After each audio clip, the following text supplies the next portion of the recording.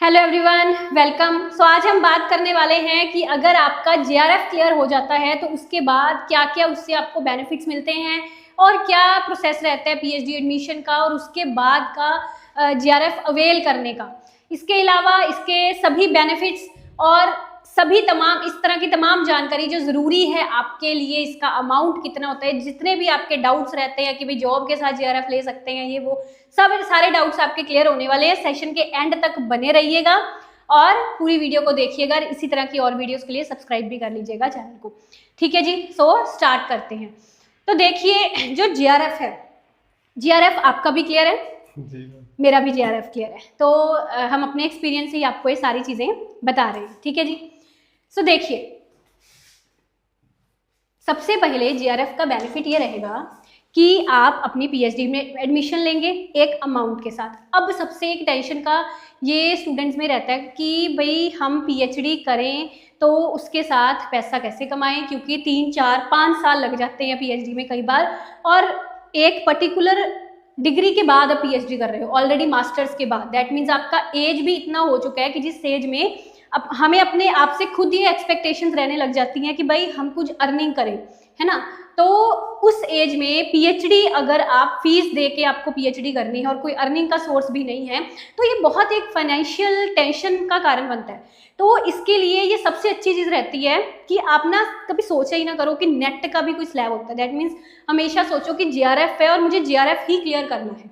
ठीक है, जब भी नेट के एग्जाम में बैठना अपना टारगेट सिर्फ जेआरएफ का ही लेके चलो। और जेआरएफ क्लियर होने का सबसे बड़ा फायदा जो यूथ मानती है कि इसकी जो फेलोशिप है, काफ़ी अच्छा खासा अमाउंट फेलोशिप का मिलता है कि आप अपनी कॉलेज यूनिवर्सिटी की फीस भरने के बाद भी वो उन पैसों को अपने लाइवलीहुड के लिए, अपनी ज़रूरतों के लिए खर्च सकते हो।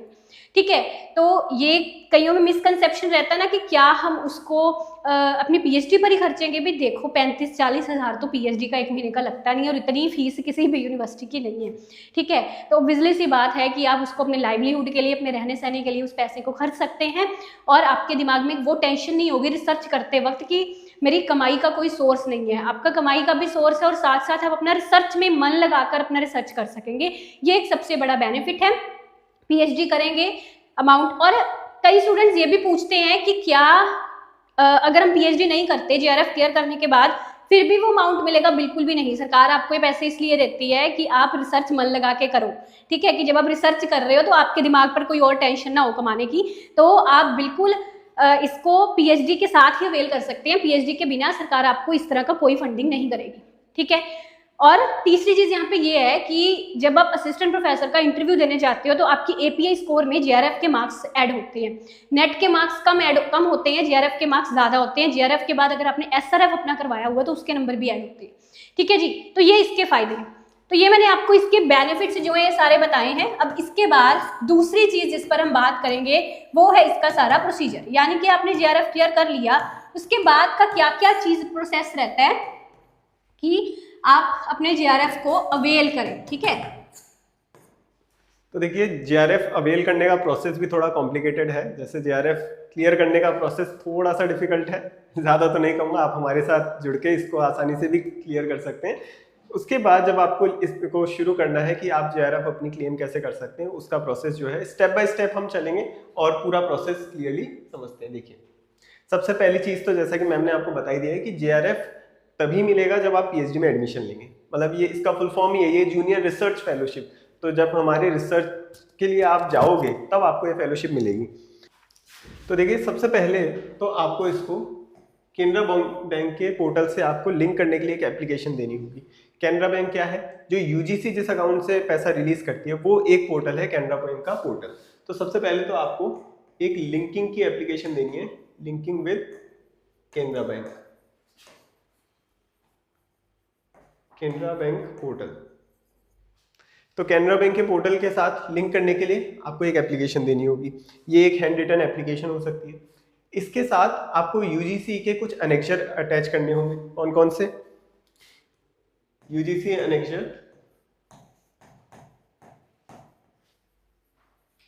अनेक्चर 2, इसी को हम ज्वाइनिंग रिपोर्ट भी बोलते हैं। तो ज्वाइनिंग रिपोर्ट या अनेक्चर 2 किसी भी नाम से आप इसको समझ सकते हैं।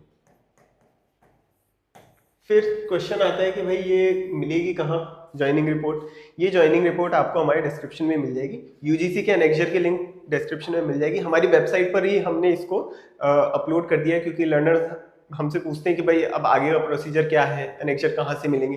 तो आप लोगों की सहूलियत के लिए हमने इसे हमारी वेबसाइट पर ही अपलोड कर दिया है, लिंक डिस्क्रिप्शन में आप जाके देख सकते हैं। एनेक्जर सेकंड है ज्वाइनिंग रिपोर्ट। इसके साथ एनेक्जर सेकंड ए भी किसी किसी जगह मांग लेते हैं, किसी किसी जगह नहीं भी मांगते, तो सेफर साइड पे रहने के लिए एनेक्जर सेकंड ए भी आप डाउनलोड करें और उसे भी फिल कर दें। फिर दूसरी चीज जेआरएफ का सर्टिफिकेट। अब जेआरएफ का जो सर्टिफिकेट है वो लगाना है आपको, और जेआरएफ के सर्टिफिकेट में भी रूल्स में थोड़ा सा हाल फिलहाल में ही चेंज हुआ है। अब क्या है, जैसा कि आप जानते हैं कि जेआरएफ के लिए आपको अलग टिक करना होता है, नेट के लिए अलग टिक करना होता है ना, 3 अलग अलग ऑप्शन आ चुके हैं एग्जाम के अंदर।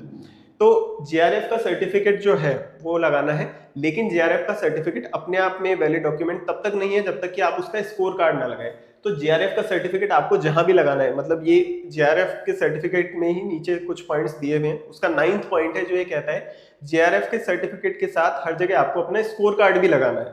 तो आप अपना स्कोर कार्ड भी लगाइए, साथ में स्कोर कार्ड भी लगाइए, तभी ये आपका जेआरएफ का सर्टिफिकेट जो है वैलिड माना जाएगा। ठीक है, दूसरी चीज ये हो गई। फिर इसके अंदर एक और चीज है जो स्टूडेंट्स को थोड़ा कंफ्यूज कर सकती है। जब आप केनरा बैंक के पोर्टल पे जाते हैं तो वहां पे आपको लिंक करते टाइम एक स्टूडेंट आईडी मांगते हैं। अब वो स्टूडेंट आईडी क्या चीज है, कहाँ से मिलेगी? जेआरएफ सर्टिफिकेट के अंदर ही आप एक चीज देखोगे, आपका एनटीए रेफरेंस नंबर लिखा होगा। एनटीए रेफरेंस नंबर, ये बड़े काम की चीज है, और ये रेफरेंस नंबर ही और कुछ नहीं आपकी स्टूडेंट आईडी होगी। ठीक है। अच्छा, यहाँ पे हम ये भी मेंशन कर दें कि जो जीआरएफ है ये कितने टाइम तक वैलिड रहता है? हाँ, देखिए जेआरएफ जो है आपके 3 साल तक वैलिड रहता है। कुछ एक्सेप्शनल केसेस के अंदर इसमें एक्सटेंशन भी मिल जाता है। अब आप समझिए एक्सटेंशन कब मिलेगा। मान लीजिए आप अपने मास्टर्स के फर्स्ट ईयर में हैं और तभी आपने जेआरएफ क्लियर कर लिया, तो अब आपका ये जो 3 साल का टाइम पीरियड है आपका कब से शुरू होगा? जब आपकी मास्टर्स खत्म हो जाएगी उसके 3 साल तक आपका जेआरएफ वैलिड रहेगा। तो ये 3 साल का पीरियड होता है जिसमें आप पीएचडी में एडमिशन लेके जेआरएफ को स्टार्ट कर दें। फिर जेआरएफ एक बार शुरू हो गया तो जेआरएफ आपको 2 साल तक, 2 साल बाद आप एसआरएफ में प्रमोट हो जाते हैं, सीनियर रिसर्च फेलोशिप। इसका एक अलग बेनिफिट होता है अमाउंट के अकॉर्डिंग, जो हम इसके बाद नेक्स्ट वाले पॉइंट में डिस्कस करेंगे। एसआरएफ अपग्रेडेशन का भी एक अपना ही प्रोसेस होता है। अगर एसआरएफ अपग्रेडेशन से पहले आपके 1-2 कुछ रिसर्च पेपर्स हों तो ज़्यादा इजी रहेगा प्रोसेस, उतना जल्दी और उतना कॉम्प्लिकेटेड नहीं रहेगा एसआरएफ अपग्रेडेशन करना, अगर आप 2 सालों के अंदर अंदर कोई एक आधा अपना पेपर भी लिख लें तो। हाँ, तो इसके बाद फिर जो आपको तीसरा डॉक्यूमेंट चाहिए वो कुछ आपकी बेसिक डिटेल्स हैं, जैसे आपका आधार कार्ड, पैन कार्ड। ठीक है, ये कुछ बेसिक डिटेल्स हैं जो आपको चाहिए, और अगर यहाँ पे कास्ट सर्टिफिकेट भी आपके लिए एप्लीकेबल है तो वो भी आप लगा सकते हैं। फिर उसके बाद आपको बैंक डिटेल्स देनी होंगी। कौन सी बैंक की डिटेल्स? जिस बैंक में आप अपना चाहते हो कि जेआरएफ क्रेडिट हो, ठीक है, उस बैंक की डिटेल्स आपको यहाँ पर देनी होगी। अब बैंक कौन सा होना चाहिए, ऐसा कोई कंपलसरी नहीं है, कोई सा ही बैंक होना चाहिए, बस बैंक जो भी अकाउंट है वो आपके नाम पर होना चाहिए, आपके पैन कार्ड से, आधार कार्ड से लिंक्ड होना चाहिए। फिर फी रिसीट,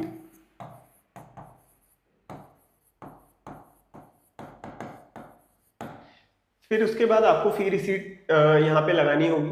अब जिस डेट की फी रिसीट है, फर्स्ट फी रिसीट कि आपने इस डेट पे अपनी जो फीस है वो जमा कराई थी, उसी दिन से आपको फेलोशिप मिलना शुरू होगी। तो फी रिसीट के बाद में आपको अपनी सारी मार्कशीट्स लगानी होगी। हाँ, हम इसको रजिस्ट्रेशन डेट भी बोल सकते हैं फीस रिसिप्ट को, कि जिस दिन आपने पे किया फीस, दैट मीन्स आपका रजिस्ट्रेशन पीएचडी में उस दिन हो गया है, तो उसी दिन से आपकी फेलोशिप स्टार्ट होगी।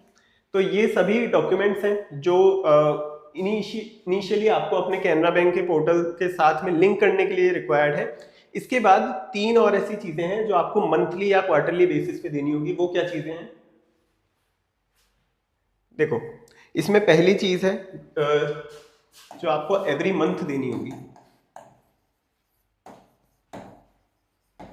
एवरी मंथ देनी होगी, इसको हम बोलते हैं कंटिन्यूएशन सर्टिफिकेट। और ये भी एक एनेक्जरी है। कहाँ मिलेगा? ये मिलेगा हमारे लिंक में, कंटिन्यूएशन सर्टिफिकेट। हाँ, और ये आपका जो एडवाइजर रहेगा वो इसको साइन करेगा कॉन्टिन्यूशन सर्टिफिकेट को। तो मैंने तो कंटिन्यूएशन कई बार ये भी सुना है जैसे अपनी पीएचडी के दौरान कि ये जो कॉन्टिन्यूशन सर्टिफिकेट है, गाइड इसको साइन करने में कभी कभी आनाकानी भी कर सकता है अगर आपकी परफॉर्मेंस सेटिस्फैक्टरी ना हो तो अपनी परफॉर्मेंस बिल्कुल अच्छी रखिएगा। तो ये थर्ड एनेक्जर है। और इसके बाद HRA सर्टिफिकेट आपको देना होगा, हाउस रेंट अलाउंस सर्टिफिकेट, ये भी आपको देना होगा। ये फोर्थ एनेक्जर है, फोर्थ एनेक्जर है। ये भी आपको उसी यूजीसी की एनेक्जर वाली लिंक में मिल जाएगा।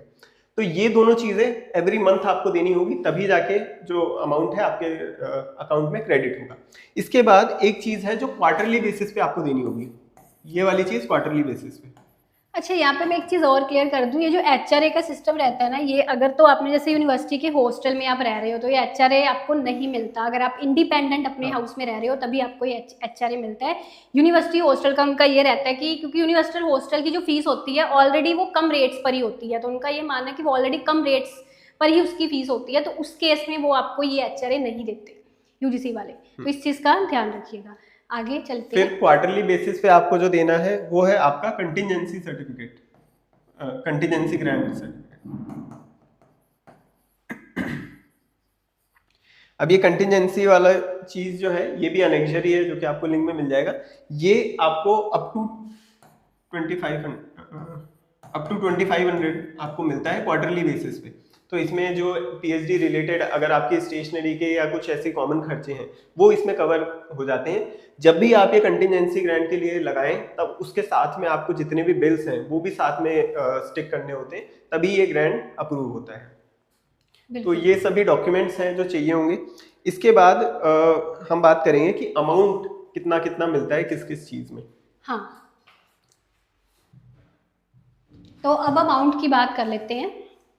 तो देखिए अमाउंट में अभी हाल फिलहाल में जो जेआरएफ का अमाउंट है वो है 37,000। ये पहले 31,000 हुआ करता था, अभी थोड़ी देर पहले ये 37,000 अपग्रेड होके हुआ है और आगे भी एक्सपेक्टेशंस हैं कि ये अमाउंट बढ़ेगा। ऑब्वियसली जैसे जैसे महंगाई बढ़ रही है ऑब्वियसली खर्चे बढ़ रहे हैं, ये अमाउंट बढ़ने के पूरे चांसेस रखते हैं। तो ये भी एक अच्छा मोटिवेशन है आप लोगों के लिए। 37,000 अच्छा खासा अमाउंट है, आपके सारे एक्सपेंस कवर होंगे, पीएचडी रिलेटेड भी और लिविंग रिलेटेड भी।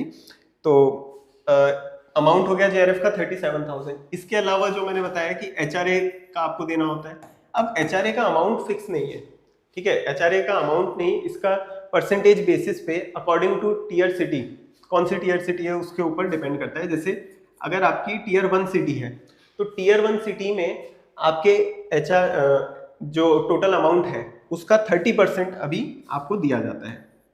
टीयर 1 सिटी के लिए 30%, टीयर 2 सिटी के लिए ये 20% है और टीयर 3 सिटी के लिए ये 10% है। ये तो बात हुई जेआरएफ की। फिर जब जैसा कि मैंने बताया 2 साल बाद आप अपनी जेआरएफ को एसआरएफ में चेंज करते हो, मतलब जूनियर रिसर्च फेलोशिप को सीनियर रिसर्च फेलोशिप में जब आप चेंज करते हो तो एसआरएफ का अमाउंट यहाँ पर है 42,000 का अमाउंट है, ठीक है। अब फिर एचआरए का क्या?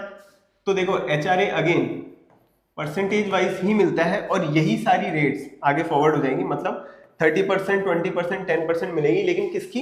अभी इसका प्रपोर्शन है तो वो चीज ऑब्वियसली बढ़ जाएगी। हाँ, तो वो अकॉर्डिंगली बढ़ जाती है, परसेंटेज रेट सेम रहती है बट वो टोटल अमाउंट बढ़ गया इसलिए ये अमाउंट भी बढ़ जाता है, एचआरए का अमाउंट भी बढ़ जाता है। अब इसमें जैसे थोड़े हाईली डेवलप्ड सिटीज रहते हैं, दिल्ली वगैरह हो गया, ऐसे स्टेट्स, उनमें ये वाला अमाउंट चलेगा सबसे हाईएस्ट जो है। थोड़े ज़्यादा डेवलप्ड इलाके नहीं है, यानी कि जहाँ पे इतनी महंगाई वगैरह लिविंग कॉस्ट भी नहीं है, वहाँ पे थोड़ा ये कम अमाउंट है। इस तरह उन्होंने प्रोपोर्शन पूरे स्टेट वाइज मतलब डिवाइड करे होते हैं, तो ये चीज़ है।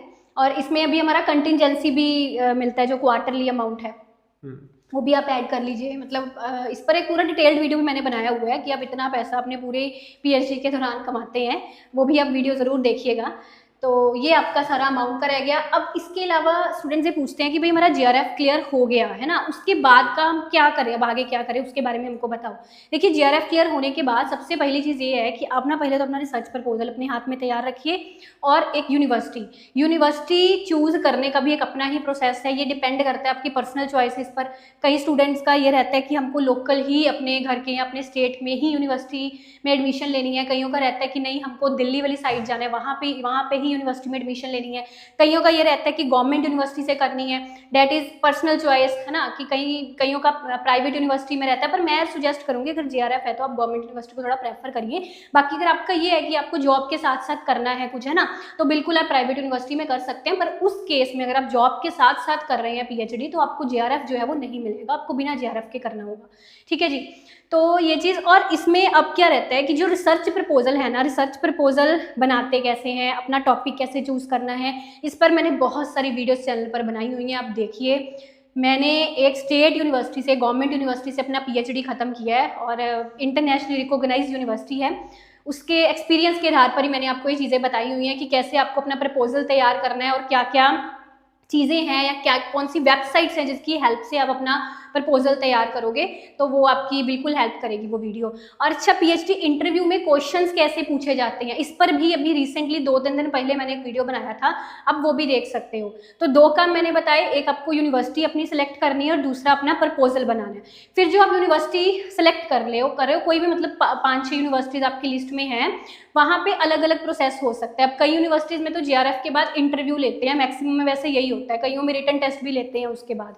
तो ये यूनिवर्सिटी टू यूनिवर्सिटी डिपेंड करता है। और जो आपका ओरल इंटरव्यू है उसमें कई यूनिवर्सिटीज़ में जस्ट एक ओरल इंटरव्यू लेते हैं, पैनल है ना, कईयों में आपको पैनल के सामने अपना पूरा रिसर्च प्रपोजल प्रेजेंट करना पड़ता है।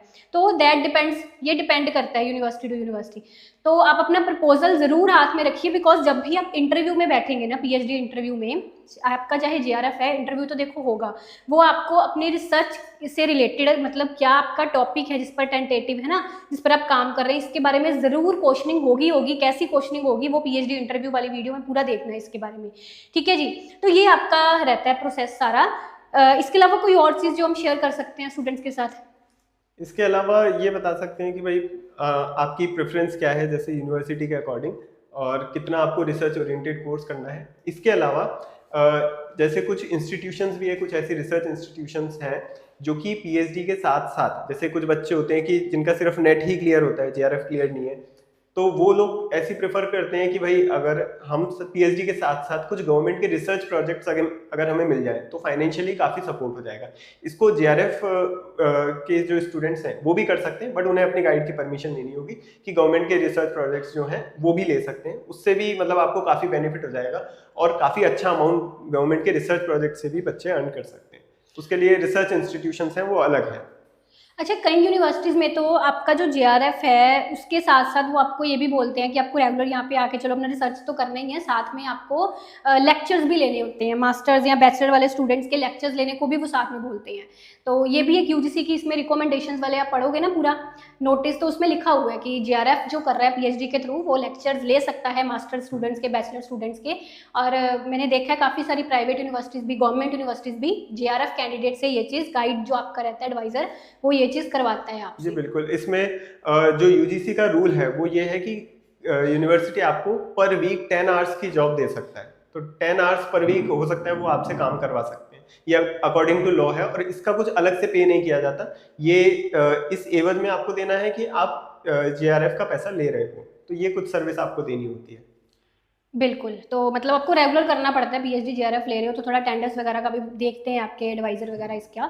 तो यही जानकारी थी जो आपके साथ शेयर करनी थी। आई होप आपको अच्छी लगी होगी जानकारी। बाकी इकोनॉमिक्स रिलेटेड कोर्सेज के लिए फटाफट से ना हमारी एप्लीकेशन डाउनलोड कर लो, एमएस स्टडी गुरु। इकोनॉमिक्स में जीआरएफ करना चाहते हो तो आपको इससे बेस्ट प्लेटफॉर्म नहीं मिलने वाला। पेपर 1 पेपर 2 इकोनॉमिक्स या इसके अलावा कोई भी assistant professor PGT set economics के एग्जाम की तैयारी कर रहे हैं, सभी तरह के कोर्सेज इकोनॉमिक्स से रिलेटेड हमारी एप्लीकेशन पर अवेलेबल है with best guidance, best sources and best faculty. Best of luck, thank you.